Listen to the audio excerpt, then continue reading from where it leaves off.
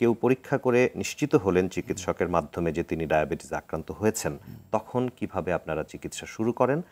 Oral drug বা insulin যেটি হোক না কেন, আপনারা কিভাবে চিকিৎসা শুরু করেন? চিকিৎসা পদ্ধতি সম্পর্কে একটু বলুন।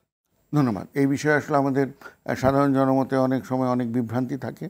চিকিৎসার মধ্যে প্রথমত বুঝতে হবে যে diabetes is a disease of lifestyle. কারণ আপনি দেখবেন যে আমাদের দাদাদের সময় বা তার আগের সময়ে কিন্তু এত ডায়াবেটিসের প্রাদুর্ভাব ছিল না বা আমরা জানতাম না।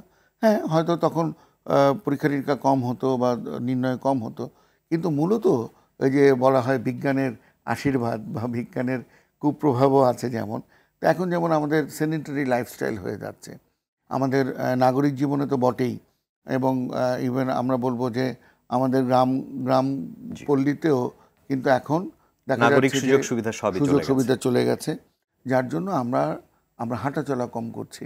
আমরা বাসা থেকে বের হয়ে একটা গাড়ি বা একটা যানবাহনে চড়ছি, সেখান থেকে নেমে আবার দেখা যাচ্ছে যে ইভেন আমরা যে এখন টিভি দেখছি সেটাও রিমোটে চলছে, আজকাল আবার ফ্যান লাইটও নাকি রিমোটে চলে আসছে। তো সার্বিকভাবেই এই যে আমাদের যে চলাফেরা কম এবং তার সাথে শর্করা জাতীয় খাবার এবং আবার বিভিন্ন ফাস্টফুড চলে আসছে, বিভিন্ন কোমল পানীয়গুলো, এই সব কিছুই আসলে আমাদের এই ডায়াবেটিস রোগের প্রবণতাটাকে বাড়িয়ে দিয়েছে। এবং বিশেষভাবে আমি দৃষ্টি আকর্ষণ করব আমাদের শ্রোতামণ্ডলীর যে শিশুদের। আজকাল কিন্তু আমাদের যে শিশুরা তারা কিন্তু ঠিকমতো খেলছে না এবং খেলাধুলার প্রবণতা কমে যাচ্ছে, যার জন্য দেখা যায় যে অল্প বয়সে ডায়াবেটিস হয়ে যাচ্ছে। আরেকটি বিষয় হলো যে এই এশিয়ান সাইডে যদি আমরা বলি যে ওজনাধিক্য একটি বিষয়, আমাদের কিন্তু বেশিরভাগ ডায়াবেটিস রোগীরা কিন্তু ওজন অত বেশি না, তারপরও ডায়াবেটিস হয়ে যাচ্ছে এইসব এই লাইফস্টাইলের কারণে। সুতরাং প্রথমত আমরা যেটা বলি যে অবশ্যই লাইফস্টাইল পরিবর্তনগুলো বলা সহজ, করা কঠিন। আমার জন্মগতভাবে পারিবারিকভাবে আমি নিজেও স্থূলকায়, তো যার জন্য আমরা বুঝি যেগুলো বলা সহজ করা কঠিন। কিন্তু আসলে ডায়াবেটিস আক্রান্ত হলে বা কেউ যদি চান যে আমি ডায়াবেটিস থেকে দূরে থাকবো, যাদের পারিবারিক ঐতিহ্য আছে, তাদেরকে যে কোনোভাবেই হোক অ্যাক্টিভ লাইফস্টাইলে যেতে হবে। আমরা বলি প্রতিদিন আপনি আধা ঘন্টা করে হাঁটুন।